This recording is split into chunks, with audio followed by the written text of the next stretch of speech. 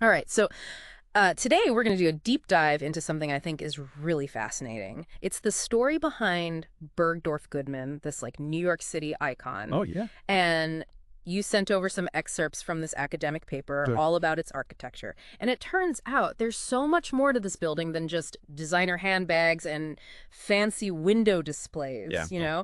We're going to uncover the history and like all these kind of hidden design details that make Bergdorf Goodman so much more than just a luxury department store. Absolutely. I mean, it's really a building with a really rich past. Okay. Before it became this like temple of high fashion, it actually started its life as the Cornelius Vanderbilt, the second mansion, Wow. back in the early 1900s. A mansion turned department store. That's quite a transformation. Yeah, I'm picturing something very different from what we see today on Fifth Avenue. exactly. The source describes the original mansion as having these grand circular fronts, Okay.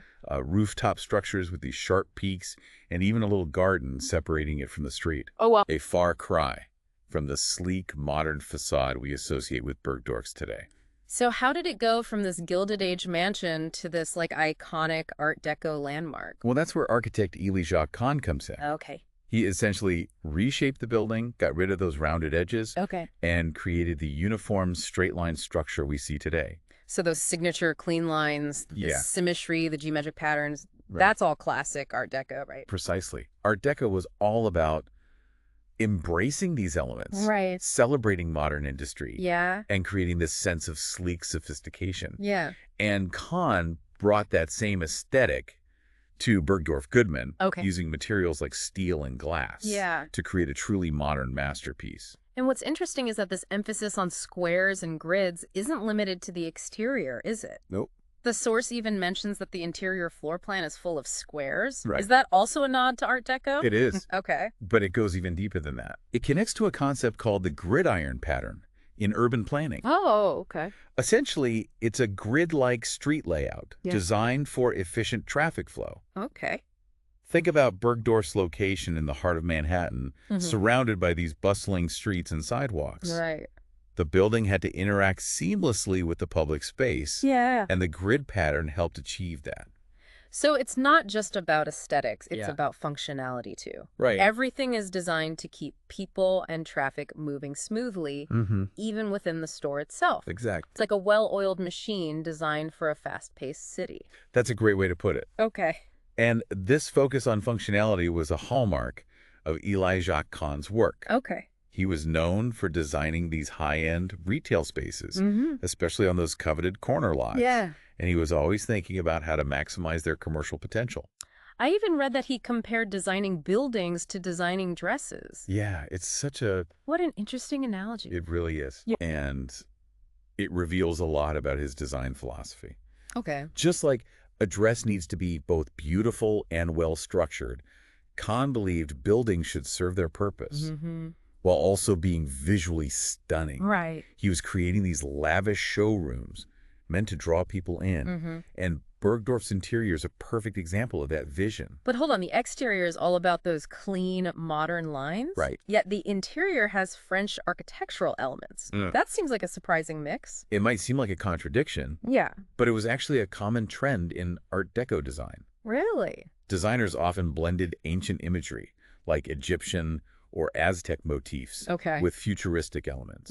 It's about creating a sense of luxury and history Right. while still embracing the modern age. So it's like this fascinating push and pull between the old and the new, Yeah. all within a single building. Exactly. It really makes you think about the different layers of history embedded in Bergdorf Goodman. Exactly.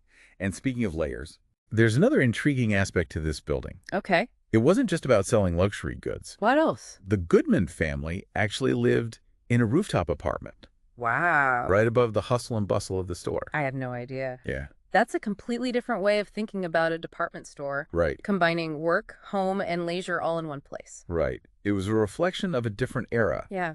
but also a clever approach to urban development, preserving some of the old mansion while embracing the new commercial possibilities. So Bergdorf Goodman is more than just a store. Yeah, It's a time capsule, it is. a testament to architectural evolution, Absolutely. and a reflection of changing urban life.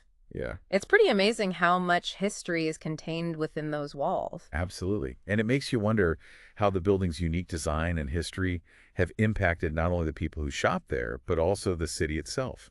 Yeah, it really does make you think, like, what impact can a building have, on the city around it? Hmm. I mean, we were just talking about this grid pattern and how it helps with traffic flow, Right. but did that actually, like, contribute to Bergdorf's success as a business? Well, it's certainly possible. Okay. By integrating so seamlessly with the city's grid, Bergdorf Goodman just became easily accessible Yeah. to both pedestrians and vehicles. Right. Imagine like trying to navigate a crowded city Yeah. with a store that's like difficult to reach. Right. It would definitely impact its popularity. That makes sense. Yeah, So in a way, Kahn's design wasn't just about aesthetics. It was yeah, like a strategic business decision, too. exactly. Yeah. He understood that a well-designed building Yeah. could attract customers Mm-hmm. and enhance their shopping experience. Yeah. And that was especially crucial in a competitive retail environment like New York City. So how did this gridiron pattern influence the pedestrian flow around Bergdorf's? Was it different from other buildings in the city at the time? Well, keep in mind that the gridiron pattern was already a dominant feature Yeah. of Manhattan's urban planning. Right.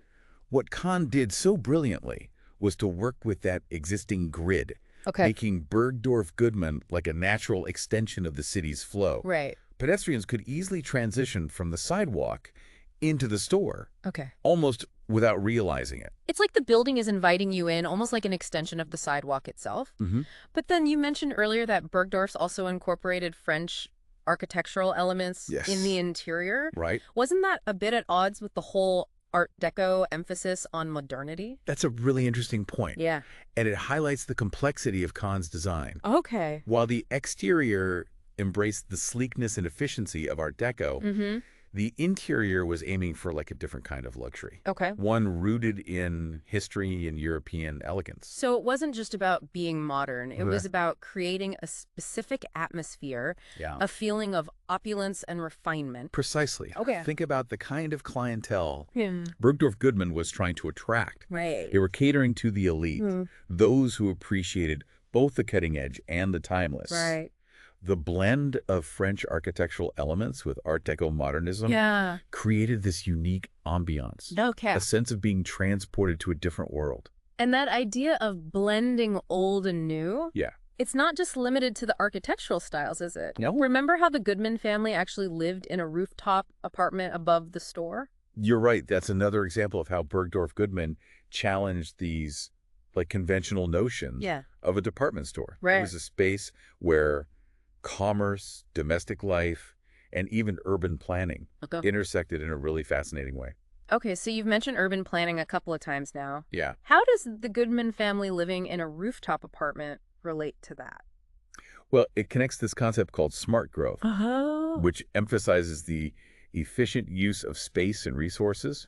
By incorporating a residential space within a commercial building, Bergdorf Goodman was essentially a self-contained microcosm Okay. of city life.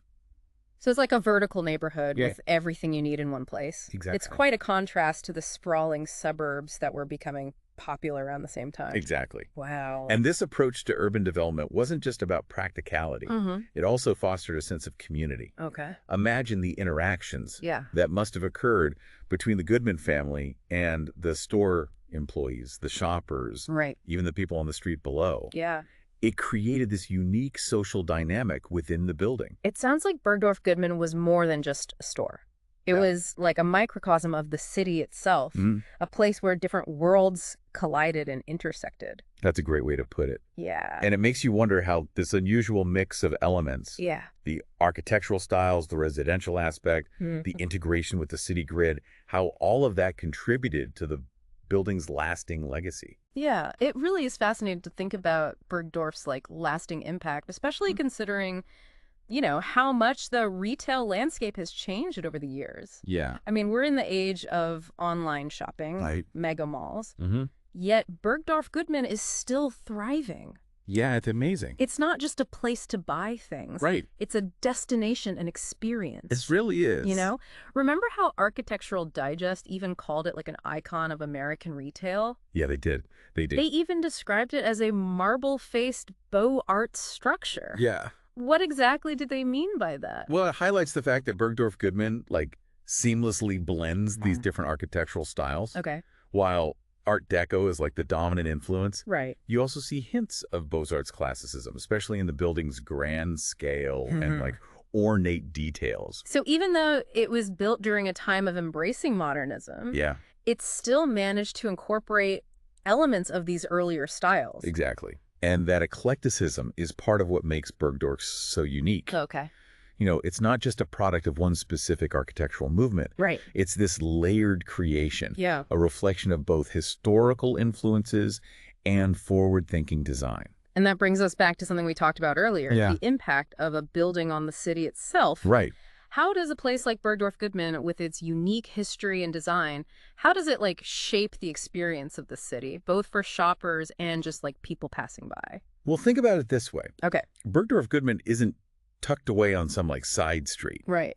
It occupies this prominent corner location Yeah. on Fifth Avenue, one of the most famous streets in the world. Right. Its grand facade, its iconic window displays, Yeah. they all contribute to like the visual landscape of the city. So it's almost like a public art installation, even for those who don't like step foot inside. Absolutely. Wow. And then there's the impact on pedestrian flow. Remember how that gridiron pattern integrates the building with the city's grid? Mm-hmm.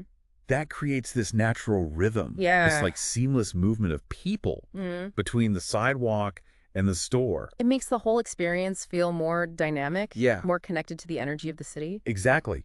And don't forget the social aspect. Right. Bergdorf Goodman has always been a place where people from different walks of life come together. Yeah. You know, the wealthy shoppers, the tourists, snapping photos, the employees, even the window dressers, creating those elaborate displays. It's like a microcosm of New York City itself, It is. a melting pot of cultures and aspirations. Yeah, yeah. It's a reminder that a building is more than just bricks and mortar. It's like a stage for human interaction, Right. a catalyst for these social dynamics. That's beautifully put. Yeah. And it speaks to like the enduring power of architecture, Okay. its ability to shape our experiences, our perceptions, and even our interactions with each other. So we've gone on quite a journey today. We have. From like a Gilded Age mansion to this Art Deco masterpiece, from urban planning to social dynamics. It's fascinating. And it all started with this simple question. What makes Bergdorf Goodman more than just a store? I think we've discovered that it's a combination of factors. Yeah. It's architectural innovation. Right. Its strategic location. Mm-hmm. Its blend of history and modernity. Right. And its role as this social hub. Yeah. All of these elements come together Right. to create a truly unique and enduring landmark. I'm left with like a renewed appreciation, not only for Bergdorf Goodman, but for all the buildings that shape our cities and our lives. It's a reminder to look beyond the surface, to uncover these like hidden stories and these intricate connections that make each structure this like fascinating piece of the urban puzzle. And who knows, maybe this deep dive will inspire you to take a closer look at the buildings in your own neighborhood. Yeah. What stories do they tell? How do they contribute to like the fabric of your community? That's a great point. There's a whole world of architectural wonder waiting to be explored right outside your door.